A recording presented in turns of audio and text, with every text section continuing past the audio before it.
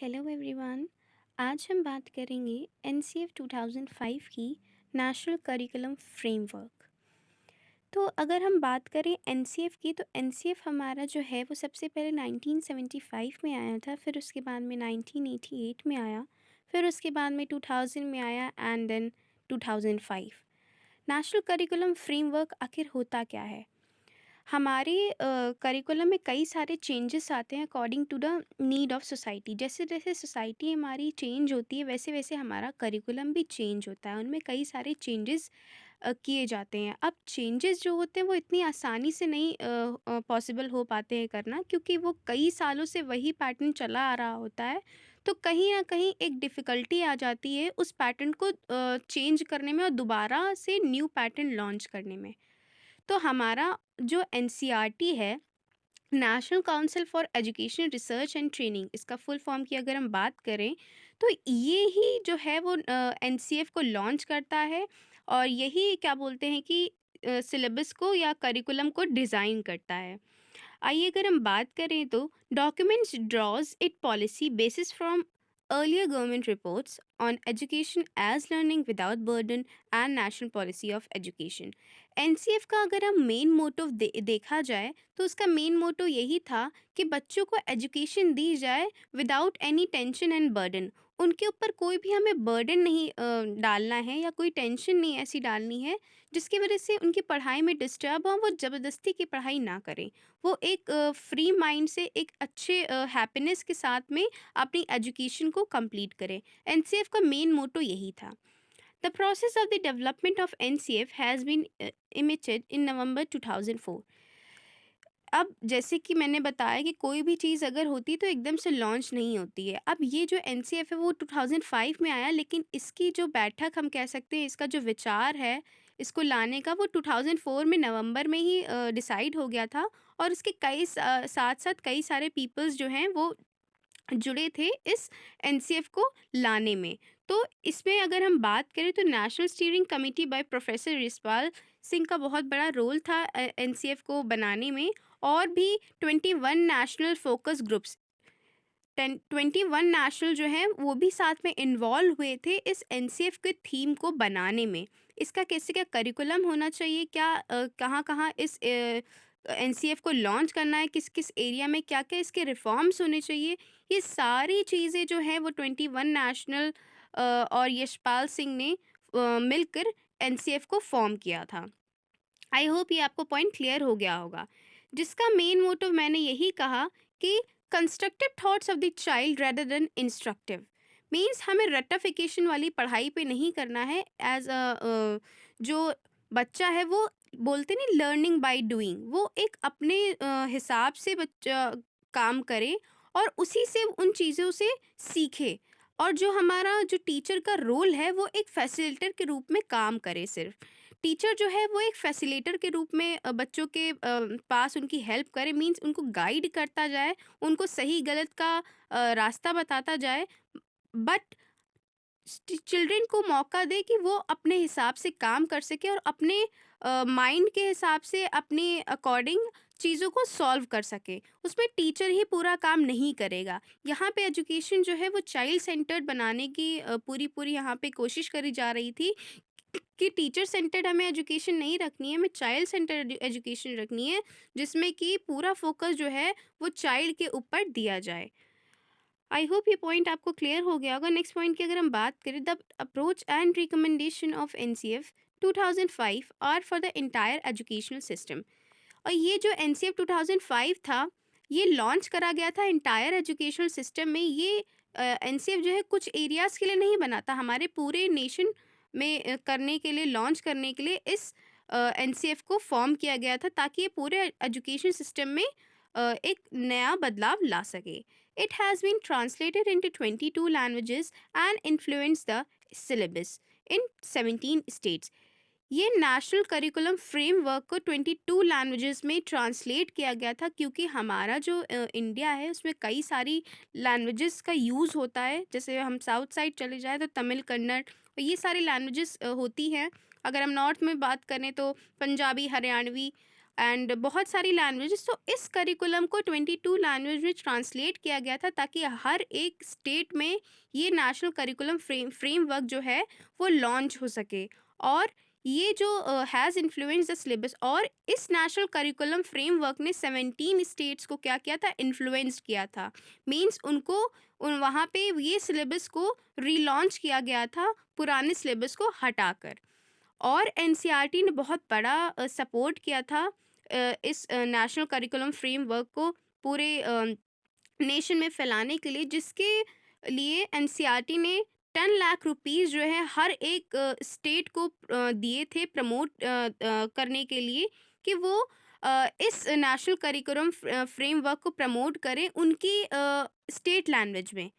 तो जिसकी वजह से एनसीईआरटी ने 10 लाख रुपीस जो है वो दिए थे state to compare its current syllabus with the syllabus proposed. This exercise is being carried out with the involvement of SCERT and DIET. अब जैसा कि मैंने कहा कि कोई भी चाहे स्कीम हो, चाहे वो कोई भी हम कह सकते हैं कि अ, सुविधा हो या कुछ भी हो, तो एक इंसान के करने से कुछ नहीं होता है, क्योंकि हमारा जो नेशन है वो एक बहुत ही डाइवर्स है। तो इसमें जब कई सारे लोग मिलेंगे तब जाके कोई चीज़ पॉसिबल हो पाएगी। तो एनसीईआरटी के साथ साथ में एससीईआरटी का भी बहुत बड़ा इन्वॉल्वमेंट था और रोल बहुत बड़ा प्ले किया था। साथ ही साथ डाइट ने भी काफ़ी हेल्प की थी इस नेशनल करिकुलम को प्रमोट करने में। तो अब अगर हम बात करें तो long walk to school, heavy school bags, lack of basic infrastructure including support books for reading and writing, badly designed furniture, and gives children inadequate back support and cramps their legs and knees.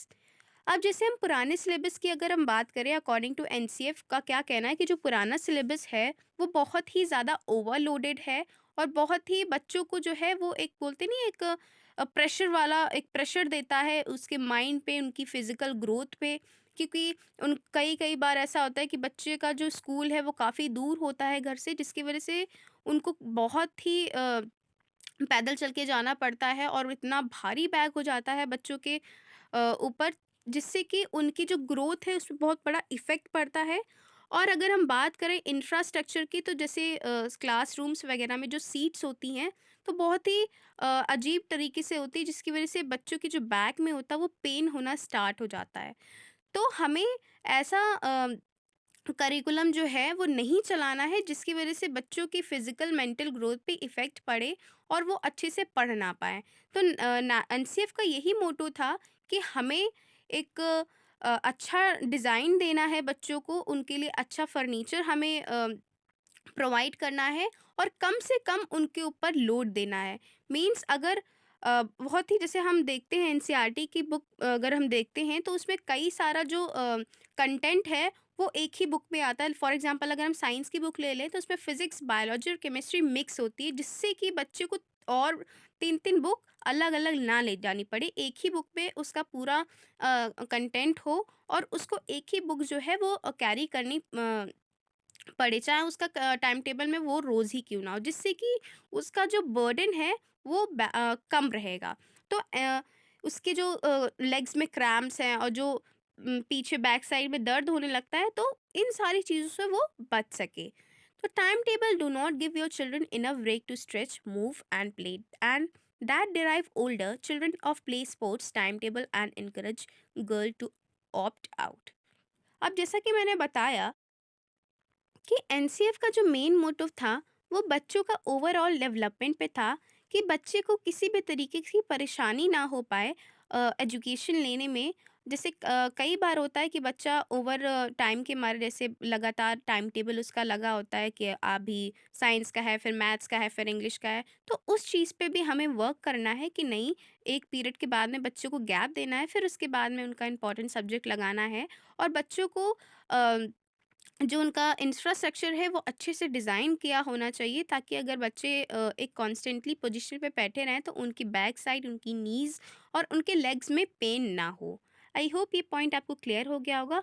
अब अगर हम main NCF का जो principal कह सकते हैं, वो सबसे मेन इंपॉर्टेंट प्रिंसिपल ये हैं। ये 5 प्रिंसिपल जो हैं वो एनसीएफ ने दिए थे और आपको इन पाँचों प्रिंसिपल को अपने पेपर में लिख कर आने हैं। Without these principle your answer is incomplete. अगर आप ये 5 पॉइंट नहीं लिखेंगे तो आपका आंसर जो है वो इनकम्प्लीट माना जाएगा, क्योंकि यही जो मेन एनसीएफ का जो मेन मोटिव था इन्हीं पॉइंट पे बेस्ड था।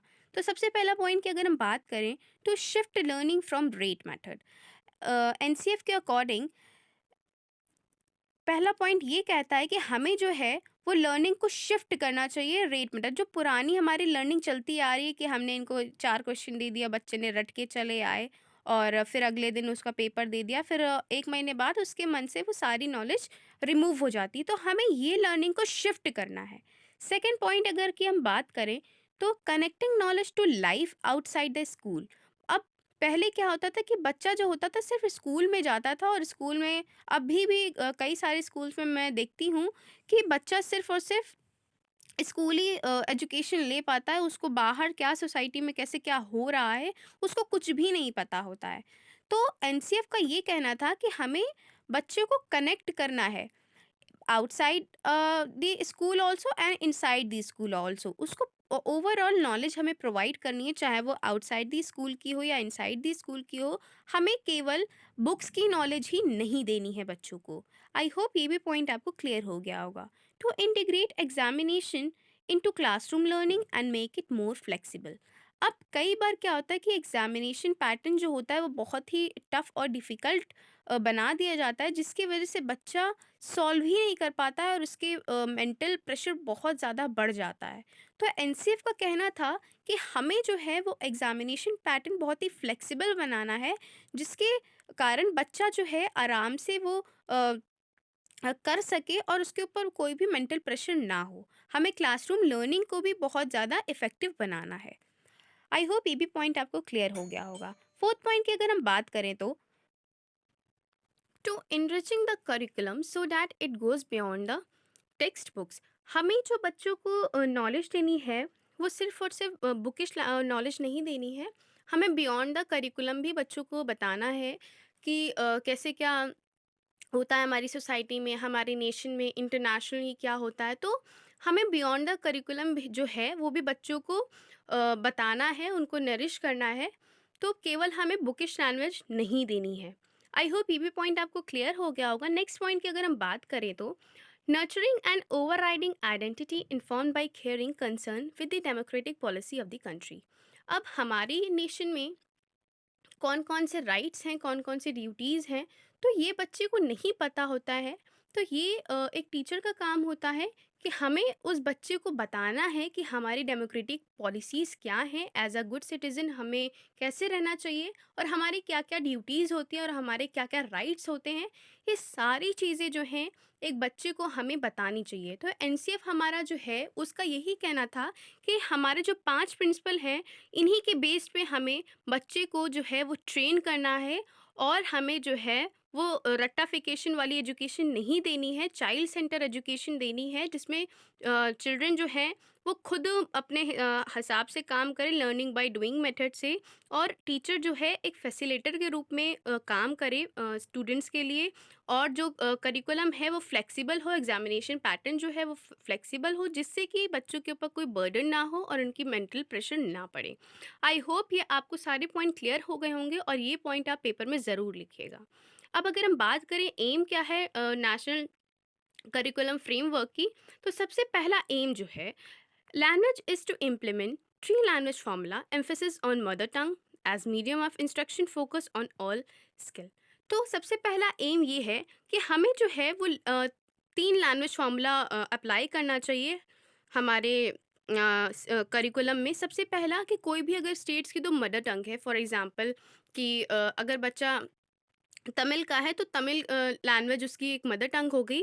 आफ्टर दैट उसको कोई भी इंग्लिश लैंग्वेज या हिंदी लैंग्वेज हमें उसको सिखाना ही सिखाना है, इन द सेंस कि वहाँ के स्टेट में ये 3 लैंग्वेज फार्मूला जो है वो अप्लाई करना है। अगर सबसे पहले तो उसके पास कंपल्सरी तो मदर टंग वाली लैंग्वेज होगी ही।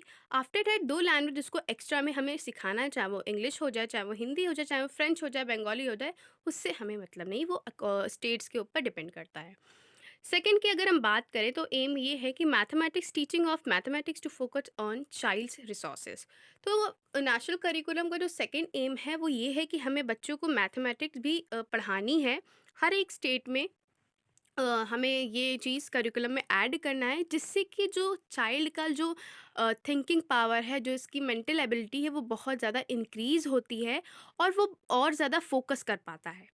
आई होप ये भी आपको पॉइंट क्लियर हो गया होगा। और ये जो चीज़ है, अगर हम बच्चे को मैथमेटिक्स हम पढ़ाएंगे तो उसको कहीं ना कहीं ये उसका जो पर्सनालिटी है वो ट्रेंड हो जाती है कि how to deal with the problem and to how to find out a new solution.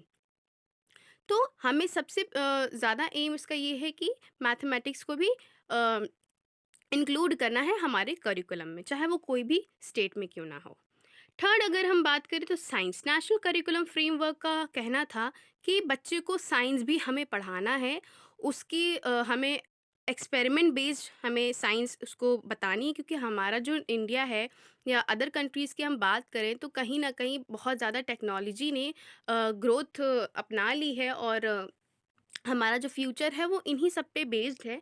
तो कहीं न कहीं हमें साइंस की भी नॉलेज बच्चों को देनी है, क्योंकि साइंटिफिक नॉलेज जब बच्चे के अंदर जाएगी तो कहीं न कहीं उसका नरिशमेंट जो है वो बहुत ही एक अच्छे उसमें आएगा, उसकी थिंकिंग पावर बहुत अच्छी होगी और इसके अंदर एक क्रिएटिविटी आएगी सोचने या करने की। तो आई होप ये आपको पॉइंट क्लियर हो गया होगा। नेक्स्ट पॉइंट की अगर हम बात करें तो हमें सोशल साइंस को भी करिकुलम में इंक्लूड करना है। Enabling pedagogic practices for promoting thinking process, decision making and critical reflection.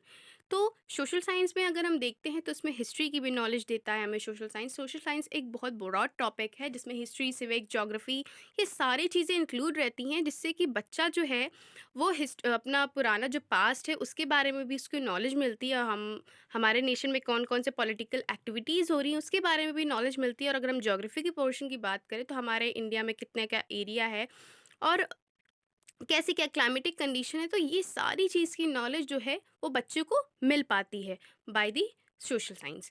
I hope ये भी पॉइंट आपको क्लियर हो गया होगा। आर्ट एजुकेशन नहीं है, बाय मिस्टेक यहाँ पे हो गया है, आप प्लीज़ करेक्ट कर लीजिएगा। ये आर्ट एजुकेशन है जिसमें कवर करता है music, dance, visual arts and interactive approach, not instruction aesthetic worms. अब हमें जो है वो कई बच्चे होते हैं जिनका मैथ्स और साइंस में नहीं मन लगता, उनको कहीं ना कहीं एक आर्ट उनके अंदर छिपी हुई होती है, क्रिएटिविटी एक अलग सी छिपी होती है, तो हमें वो भी करिकुलम में ऐड करना है, क्योंकि हमें इंडिविजुअल डिफरेंस को भी कम करना है। क्योंकि हर एक बच्चा एक जैसा नहीं होता, उसकी भी सोचने समझने की थिंकिंग पावर अलग होती है और सबका इंटरेस्ट लेवल भी अलग अलग होता है। हम मान लीजिए किसी का इंटरेस्ट है सिंगिंग में, किसी का इंटरेस्ट है डांस करने में, किसी का इंटरेस्ट है पेंटिंग बनाने में, तो हमें उसके भी इंटरेस्ट को मेंटेन करना है और उसको भी प्रायोरिटी देनी है। तो साथ साथ हमें आर्ट एजुकेशन भी बच्चों को प्रोवाइड करानी है। ये एम था नेशनल करिकुलम फ्रेमवर्क का। आई होप ये भी पॉइंट आपको क्लियर हो गया होगा। नेक्स्ट पॉइंट की अगर हम बात करें, health and physical education. Health depends upon nutrition and plan physical activities. तो हमें करिकुलम के साथ साथ में को करिकुलर एक्टिविटीज़ पर भी ध्यान देना है, क्योंकि एक बच्चे का जो डेवलपमेंट है वो मेंटल और फिजिकल दोनों तरीके से होना चाहिए। तो नेशनल फ्रेमवर्क का कहना है कि हमें फिजिकल एजुकेशन भी बच्चों को देनी है। हमें क्योंकि उसका हेल्थ भी देखना है, उसका मेंटल भी देखना है, हमें सारी चीज़ें देखनी है, तो उससे एक उसका न्यूट्रिशन जो है, उसका जो डेवलपमेंट है वो और ज़्यादा बढ़ेगा। तो हमें जो है इन सारी सब्जेक्ट के साथ साथ में हमें फिजिकल एजुकेशन भी बच्चों को देना है। आई होप ये भी पॉइंट आपको क्लियर हो गया होगा। नेक्स्ट पॉइंट की अगर हम बात करें, work education. Necessary skills should be as a part of pedology. अब जो पहले की अगर हम बात करें तो गांधी जी ने बहुत ज़्यादा फोकस करा था वर्क एजुकेशन के ऊपर, कि बच्चा जो है वो स्किल्स के ऊपर ध्यान दे, ताकि इन फ्यूचर वो आगे चल के उन्हीं स्किल्स पे वर्क करके अपना नीड्स को पूरा कर सके और पैसा कमा सके। तो नेशनल करिकुलम का ये भी था कि हमें वर्क एजुकेशन पे भी फोकस करना है। तो ये स्किल भी बच्चे के अंदर कहीं ना कहीं छिपी होती है, तो ये स्किल भी उसके अंदर डेवलप हमें करानी है।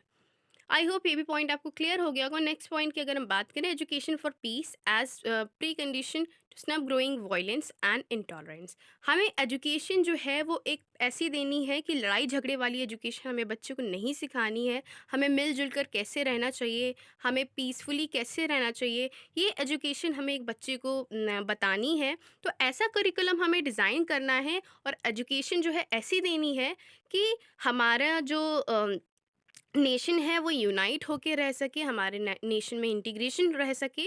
तो ऐसी एजुकेशन हमें प्रोवाइड करवानी है। तो ये भी पॉइंट आई होप आपको क्लियर हो गया होगा। School and classroom environment, minimum infrastructure and material facilities, support for planning and flexible daily schedule. तो हमें जो है वो स्कूल और क्लासरूम का जो इन्वायरमेंट है वो भी अच्छा रखना है। एनसीएफ के अकॉर्डिंग उनका कहना था कि जब क्लासरूम का और स्कूल का इन्वायरमेंट अच्छा होगा तो बच्चे का अपने आप इंटरेस्ट डेवलप होगा।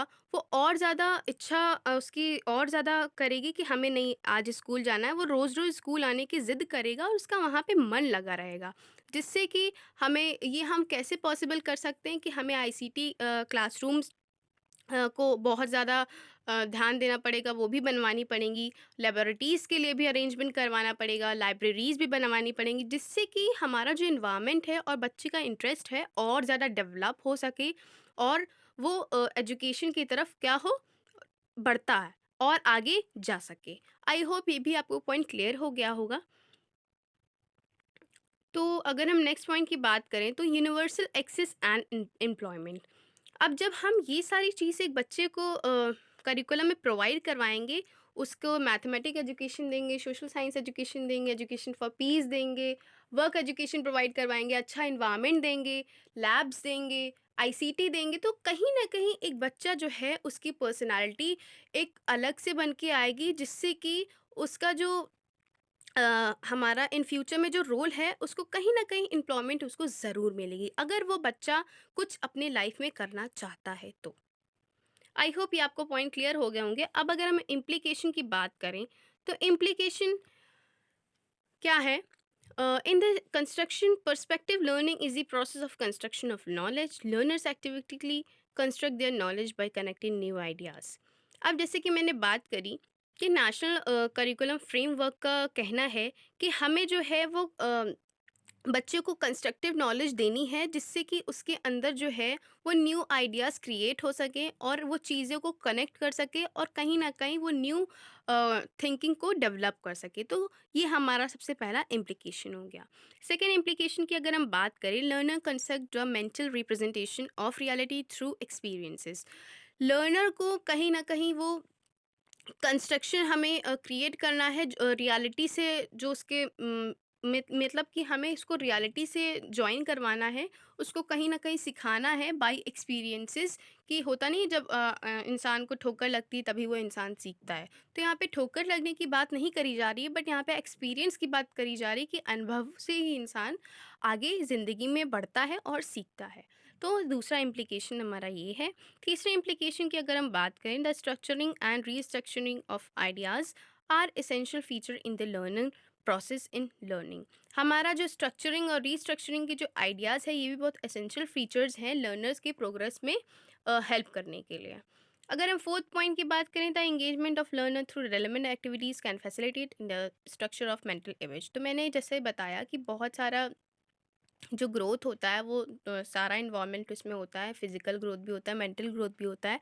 तो जब बच्चे को ये सारी एक्टिविटीज़ करवाई जाएंगी तो उसका कहीं ना कहीं जो माइंड है वो बहुत ज़्यादा शार्प हो पाएगा और चीज़ों को कहीं ना कहीं और ज़्यादा रिलेट करना सीखेगा और उसकी कहीं ना कहीं एक अच्छी इमेज फॉर्म होगी। फिफ्थ पॉइंट की अगर हम बात करें तो collaborative learning provides room for negotiation of meaning, sharing of multiple views, changing the internal representation of external reality. अब जब ये सारी चीज़ें हम बच्चे के अंदर इनकलकेट करेंगे तो कहीं ना कहीं उसकी थिंकिंग पावर जो है वो जो गलत थिंकिंग पावर उसकी होगी वो चेंज होगी और अपनी पर्सनालिटी को वो इम्प्रूव कर पाएगा और अपने आइडियाज़ को, अपने व्यूज़ को सबके सामने रख पाएगा और शेयर कर पाएगा। आई होप ये भी पॉइंट आपको क्लियर हो गया होगा। Allowing children to ask question that require them to relate what they are learning in school of to things happening outside. अब हमें जो है वो बच्चे के अंदर, जो बोलते नहीं कि बच्चा बहुत ज़्यादा झिझकता है अपनी चीज़ों को कहने में, अपने डाउट्स को पूछने में, तो हमें कहीं न कहीं बच्चों के अंदर ये भी चीज़ डेवलप करनी है कि you can free to ask any question. तो हमें ये भी बताना है बच्चों को, ये हमारा इम्प्लीकेशन है कि हमें बच्चे को प्रिपेयर करना है ताकि उसके मन में कोई डर ना रहे। अगर कोई भी उसको डाउट हो तो वो विदाउट एनी झिझक वगैरह से वो पूछ सकता है। उससे कोई भी अगर चीज़ें वो रिलेट कर रहा है, उसको रिलेट करने में कोई भी चीज़ों में दिक्कत आ रही है, तो कहीं न कहीं चाहे वो आउटसाइड नॉलेज हो, चाहे वो इनसाइड नॉलेज हो, वो खुलकर अपने व्यूज़ को पूछ सके या रख सके। आई होप ये भी पॉइंट आपको क्लियर हो गया होगा। नेक्स्ट पॉइंट की बात करें तो encouraging children to answer in their own words from their own experience rather than simply memorising and getting answer right in just one way. Intelligent guessing must be encouraged. अब बहुत सारे बच्चे जो होते हैं, उनको दे दिया जाता है कि आपको 4 क्वेश्चन याद करने हैं और as it is word to word आपको याद करने हैं। आप इसमें कुछ मिला नहीं सकते हो या ये नहीं कर सकते हो, आपको एज़ इट इज़ याद करना है और यही आप लिखोगे तभी मार्क्स मिलेगा। तो एनसीएफ का कहना है कि ये चीज़ हमें बच्चों को नहीं सिखानी है, ये चीज़ हमें करिकुलम में रखनी ही नहीं है, जिससे कि बच्चे जो हैं वो रेक्टिफिकेशन वाली ही नॉलेज को खाली गेन कर पाएँ। हमें बच्चे को ऐसा करिकुलम प्रोवाइड करना है, ऐसे ट्रेन करना है ताकि वो अपना आंसर जो है वो खुद से दे सके और खुद के एक्सपीरियंस से वो चीज़ें शेयर कर सके और भी ज़्यादा लोगों के साथ में और अपनी सिंपल लैंग्वेज में आंसर दे सके। आई होप ये पॉइंट आपको क्लियर हो गया होगा। तो ये सारे इम्प्लीकेशन जो हैं वो भी बहुत इंपॉर्टेंट है। तो मैंने हेडिंग वाइज मैंने सारी चीज़ें आपको समझा दी हैं। आई होप ये सारे पॉइंट्स आपको क्लियर हो गए होंगे। अगर वीडियो अच्छी लगे तो लाइक कमेंट शेयर ज़रूर करिएगा। और किसी भी टॉपिक की आपको वीडियो चाहिए तो आप मुझे कमेंट सेक्शन में कमेंट करके बता सकते हैं ताकि मैं नेक्स्ट वीडियो आपके लिए उसी टॉपिक पर लेके आ सकूं। Thanks for the watching this video.